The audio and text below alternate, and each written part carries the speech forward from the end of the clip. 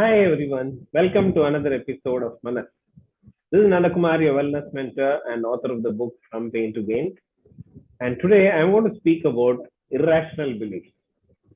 We all think that we are all very rational people. We as human beings would like to think that all the decisions what we take are based on rationality and we have a reasoning and a logic for most of the things we do in life. But unfortunately, that is not true.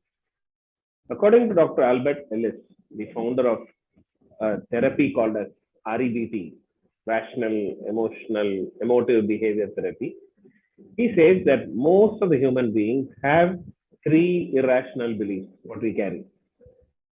Of the three, he calls it as the three basic musts, the three common irrational beliefs, based on a demand which we have about ourselves, a demand which we have about on others, and also from the environment. So the first one is I must do well and win others' approval, or else I am not good. I must do well and win others' approval, otherwise, I am not good enough. That's the first irrational belief or thinking that we carry. The second irrational belief or thinking that we carry is others must treat me fairly and kindly and in the same way as I want them to treat me. If they don't treat me this way, they are not good people and they deserve to be punished. So others must treat me fairly and they must treat me the way I expect them to treat me. And if they don't do that, they are not good people. So that's the second irrational thinking. The third is I must always get what I want. And likewise, I must never get what I don't want. And if I don't get what I want, I will feel very miserable in life. So that's the third. So whatever I want to get in life, I must get it. And I must not get what I don't want. So these are the three irrational beliefs what Dr. Albert Ellis talks about. So if we don't get the first one, we feel anxious, we feel depressed, shameful, and guilty. So if you're not treated fairly by other people, then we usually generally become angry, we get irritated, we may act violently, we may become aggressive on them. Those things happen. And if we don't get what we want, the third must, we feel we get into a mode of self pity. We start feeling sorry for ourselves. And that might lead us to other behaviors such as laziness, procrastination, and all. So, the important thing to understand here is these three beliefs are called irrational beliefs because they don't have a basis at all. Now, you can understand that in a very simple way. Who says if I don't win someone's approval, I'm not good? Are these people going to decide my life? And if they don't approve of me, does it mean that I'm not a good person? Not at all. And the second aspect is where is it written that everyone will treat you fairly? Everyone would be nice to you, everyone would treat you good, and everyone would actually behave the way you expect them to behave to you. And everyone will behave the way you behave with other people. Does that happen? No, that also doesn't happen.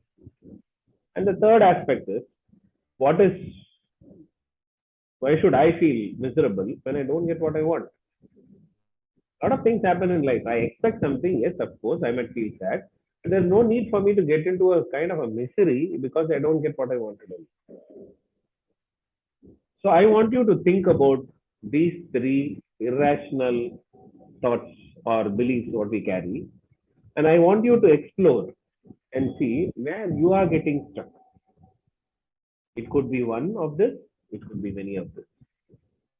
All the three also. So I'm leaving you here today with this thought. Where is that I am getting stuck? Is there a feeling inside me that I must be approved by other people? So if I have that kind of thought, and normally when that doesn't happen, that's the time when I start blaming myself. I start thinking that I'm not good enough. I start trying to being a perfectionist. I don't want others to point their finger at me and tell me that I'm not good. So all these kinds of things happen because of this first irrational belief. And it is because of the second irrational belief that our expectation on the other people builds up. I want my parents to treat me this way. I want my friend to behave with me this way.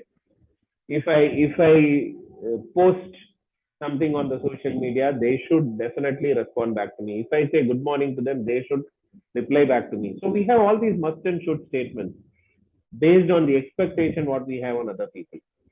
And because if those expectations are met, we are happy. But if those expectations are not met, we feel sad, we feel upset, we get angry. And similarly, life throws us various challenges. And so life may not be always no good to us. There could be ups and downs. We all go in spirals in life.